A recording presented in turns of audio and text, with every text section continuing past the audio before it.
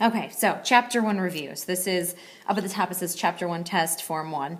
So these are all multiple choice questions, but I'm going to walk through and make sure that we're actually showing the work. So a couple of these are super easy. Number 1 is pretty easy. Find the multiplicative inverse of negative 2/3. That means what do you multiply by in order to end up with 1? It's also known as the reciprocal. So anytime that you see the phrase multiplicative inverse, what you're looking for is the reciprocal. So its reciprocal would be 3 over negative 2. And so if you're looking at the multiple choice answer, that matches up with letter B. Okay, number 2. Number 2, evaluate that expression if A is 5 and Y is negative 3. So let me write down the expression. Okay, and they give us that A is 5 and Y is negative 3. So when you're asked to evaluate a statement like that, what you're doing is replacing the A, replacing the Y, and then simplifying it down. So 5 plus negative 3 squared, and then plus 2 times negative 3. So make sure that you're simplifying this number first before you square it. 5 and negative 3, that gives you 2. Then you square it, and then plus 2 times negative 3 is negative 6. So 2 squared is 4, and then plus negative 6. That ends up giving you a negative 2. So negative 2 matches with letter G. Okay, number 3, evaluate this expression. So absolute value of negative 2b, and they give you b is 8. So negative 2 times 8. So inside the absolute value, negative 2 times 8 is negative 16. And then absolute value, remember, is like the distance from 0 on a number line. So how many units is negative 16 from 0? That would be 16 units. Remember, you always get a positive number when you take the absolute value. So that would be letter D. Number 4, we've got this formula, S equals, got n times n plus 1 over 2. And then it says it can be used to find the sum of the first n natural numbers. Find the sum of the first 20 natural numbers. So all we're asked to do here is just to plug in 20 for n. So 20 and then times 21, or 20 plus 1, all over 20. So one thing you could do, we could reduce this down, like 20 over 2, we can reduce it down to 10 over 1. And then 10 times 21 is 210. So that's essentially saying if you add up the first 20 numbers, 1 plus 2 plus 3 plus 4, all the way up to plus 19 plus 20, it would add up to 210. And that's what this formula tells you. So that is letter F. Next one, name the sets of numbers to which 3/5 belongs. Okay, so 3/5 is a real number.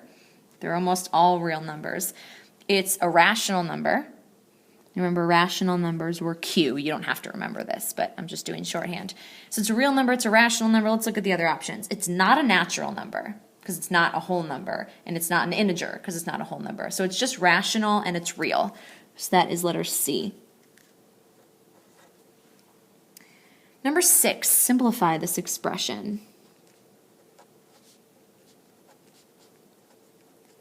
So the first thing we do to simplify is we've got a couple things to distribute. Now remember, you're not solving. You can't possibly solve an expression because there's no equal sign. What I do first is I'm going to distribute the 2. So that becomes 2x plus 6. Then I'm going to distribute the 5. So I get 10x minus 5. And then I'm going to combine up my like terms. So I have a 2x and a 10x. That gives me 12x. And then I have a positive 6 and a negative 5, and that's going to give me 1. So this is hopefully convenient for you guys when you're working on these. If you see 12x plus 1 as one of your options, then hopefully, you feel confident that you're correct. So that is letter F, 12x plus 1. Number 7, select the algebraic expression that represents the verbal expression, the product of 9 and a number. So if you look, A, B, C, D, I'm going to put it up on the screen actually.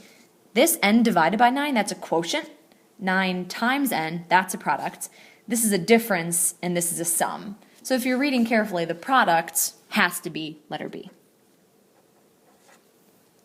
Number 8, solve this equation. So 1/2 y equals 8. So when we're solving the equation, what we're trying to do is get the y by itself. So to get the y by itself, I would either divide by 1/2, which we don't really like dividing by fractions. So to get rid of this 1/2, I'm actually going to multiply by its reciprocal, which means I'm going to multiply by 2.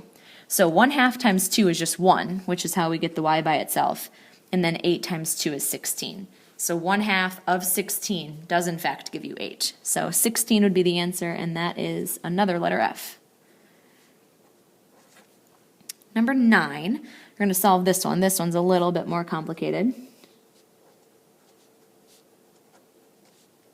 Okay, so the way we start this off is on the left-hand side, we're going to distribute that 4, so we can simplify the left-hand side up. So 4 times 2x is 8x, and then 4 times 9 is 36, equals 3x plus 4. And then what we're going to do is work on getting the x's by themselves. So we are going to subtract 3x from both sides, and then in the same step, we're going to add this 36 to both sides, and I'll show you what we've got here. So combine these up, 8x and 3x leaves me with 5x. These have canceled, which is what I was trying to do. These have canceled, and then the 4 and 36, that leaves me with 40. So in the first step, what I did here is I kind of separated. I put the variables on the left, and I put just the constants on the right. Last thing to get the x by itself is I'm going to divide by 5. So x equals, and then 40 divided by 5 leaves us with 8. So 8 was letter D. Okay, number 10, absolute value.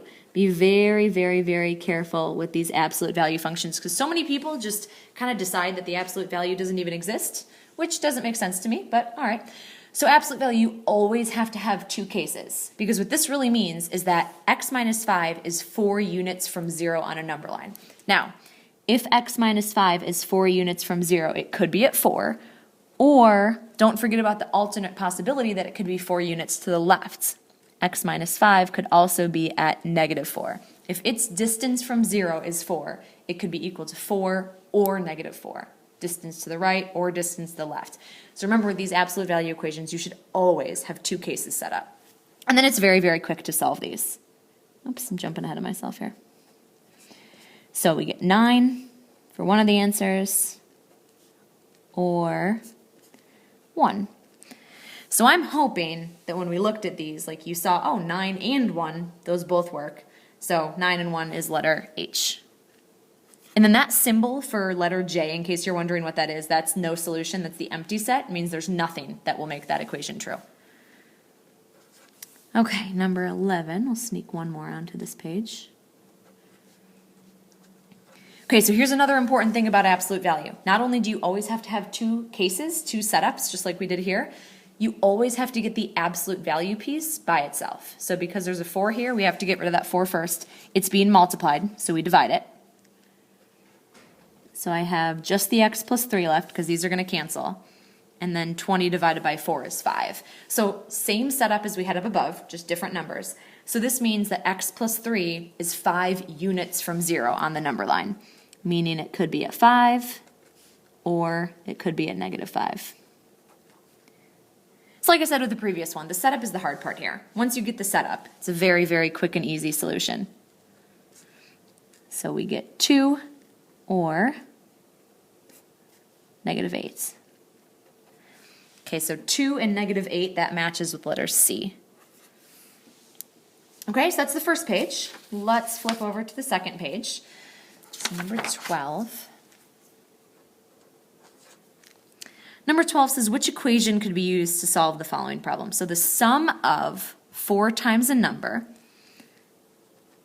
and then the sum with 7. So the sum of 4 times a number and 7, and 4, or sum means addition, so we set it up like that, is 31. Okay, so just kind of translating from English into math, and we have J, matches with letter J. Number 13, nice little story problem for you here. Amar is 5 years older than his sister. So let's set up some variables. So let's use A for Amar's age.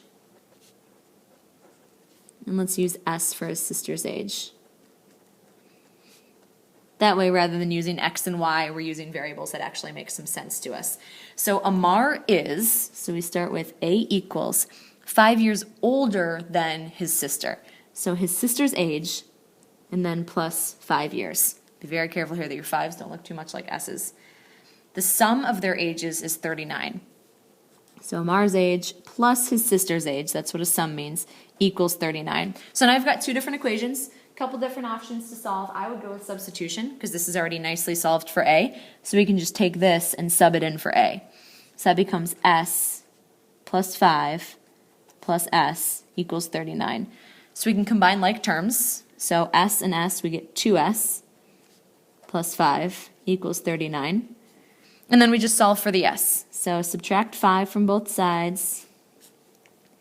So we get 2s equals 34, and then we can divide both sides by 2. So s equals 17. That's the sister's age, though, so be careful. And it says Amar is 5 years older than his sister. So Amar is 17 plus 5, which means Amar is 22. All right, so that is letter B. Number 14, all right, we've got some inequalities here. So negative 8w plus 4 is greater than or equal to 12. Okay, so solving the inequality, there's a couple things to keep in mind, and one of them will come up in just a minute.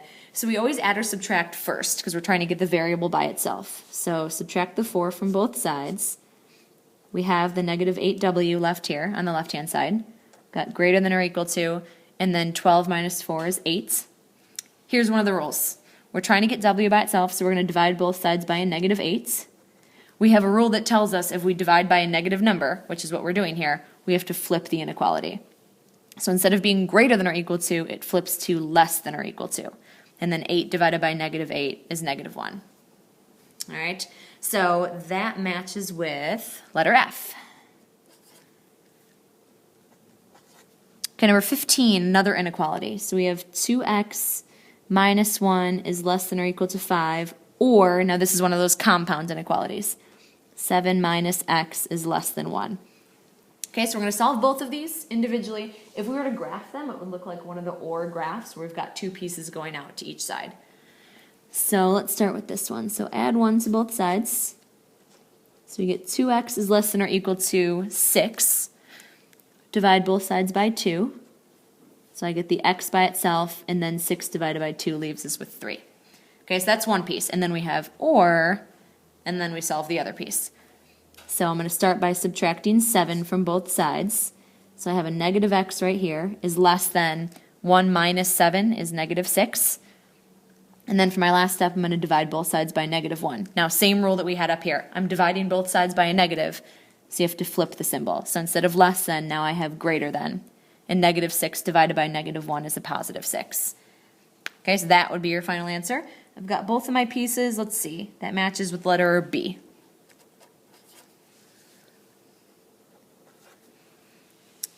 Okay, 16. This is another compound inequality. This is a 3-piece.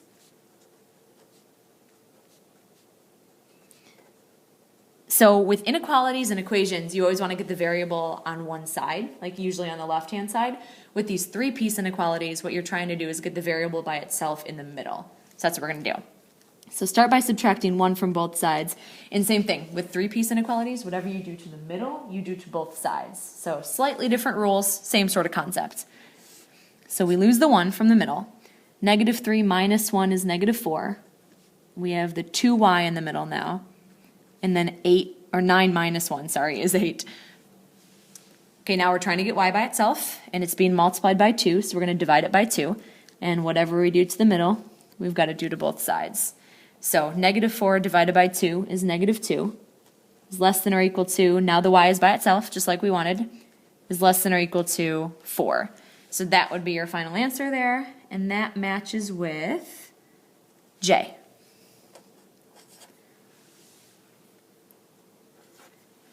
Okay, 17. Here's an absolute value example.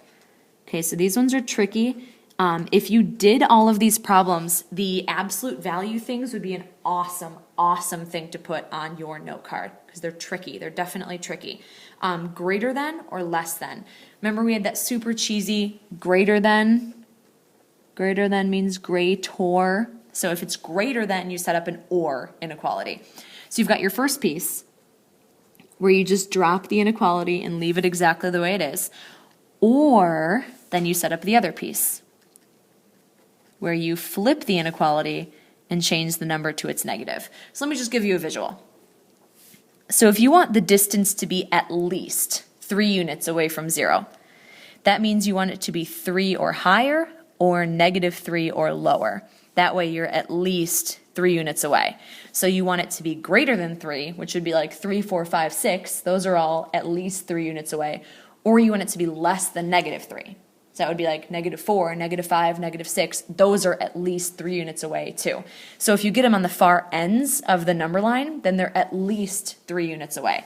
Kind of keep like a 3-unit barrier here in the middle. So that's why we set up these two pieces here. It's always set up like an OR graph because it's the two sides. And then this part is pretty easy once you get it set up. Just like most of the other absolute value stuff, setting it up is the hard part. So m has to be greater than -5 in order for this to end up greater than 3. Or m could be less than -11. And you can test out a couple things, like greater than -5, so you could use like 0. 0 plus 8, the absolute value does come out greater than 3. Or less than -11, it's like -20. -20 plus 8 is -12. Its absolute value is also greater than 3. So you've got these two different pieces. So 17, that matches with C, letter C. Okay, so number 18, we've got another absolute value one, but this is a less than. So you'll get to see how the less than is set up as well. So again, a great thing for your note card. So the less than is actually the opposite. It's an and inequality. So what we do for this is you take the 2x minus 5 and you sandwich it in between +9 and -9, like this. So this has to be somewhere in between -9 and +9 to assure that it's within 9 units from 0. So we always set up a 3-piece inequality, like an and inequality. So now we solve this one the same way we did number 16. We want to get the y by itself, or I'm sorry, the x by itself in the middle. So whatever I do to the middle, I do to both sides. So -9 and 5 is -4. 9 and 5 is 14. And then we divide all of the pieces by 2. Okay, so -4 divided by 2 is -2. We've got the x by itself in the middle, and then 14 divided by 2 is 7. So any value of x between -2 and 7 will keep this absolute value smaller than 9.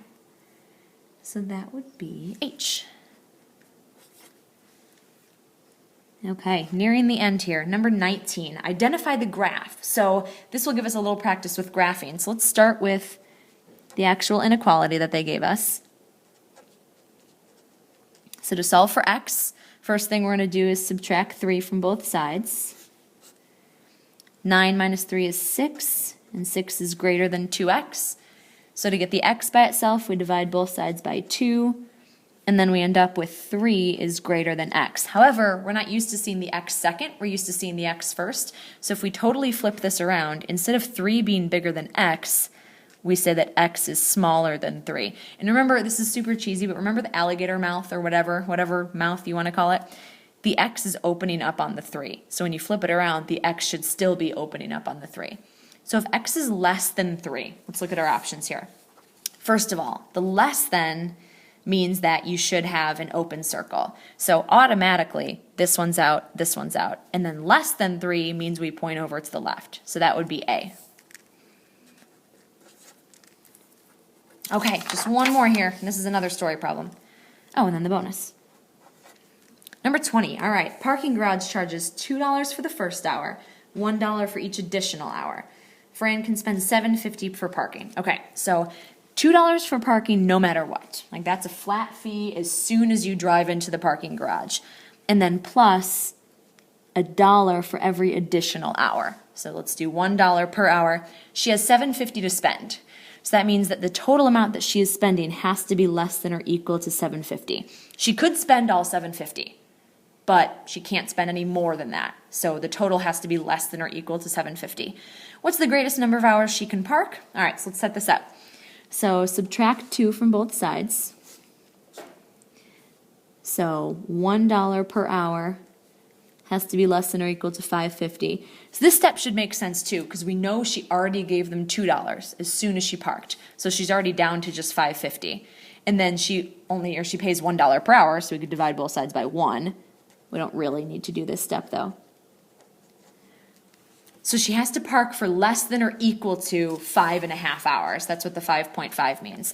So 3 is less than or equal to, yes. 5 is less than or equal to, she can't afford to park for 6. So the longest she can park would be 5 hours. I don't know if they let her do fractions or whatever, but out of these options, the most she can park is 5 hours. So that would be letter G. All right, last but not least, let's take a look at this bonus. Okay, so 11. Oh, this isn't terrible as far as bonuses go. Okay, no multiple choice for this one either. So we're trying to get the x by itself. So we're going to start by subtracting 7 from all of the pieces. Cancels out here. 11 minus 7 is 4. Less than or equal to negative x. Don't forget about the negative right there. Less than, this gives me a negative 12. Then I'm going to try to get the x by itself. Here's the part that's tricky, and this is why I think it's a bonus problem. When you divide by a negative, remember you have to flip all the signs. So this gives me a negative 4, but I have to flip this to greater than or equal to. Then I have the x by itself. And again, I have to flip this one to greater than. Negative 12 divided by negative 1 is 12. So the last thing you want to do is you want to write it in reverse order, just like we did up here. So you write the 12 first, which is less than x, which is less than or equal to negative 4. Oh, here's why it's a bonus question. I got it.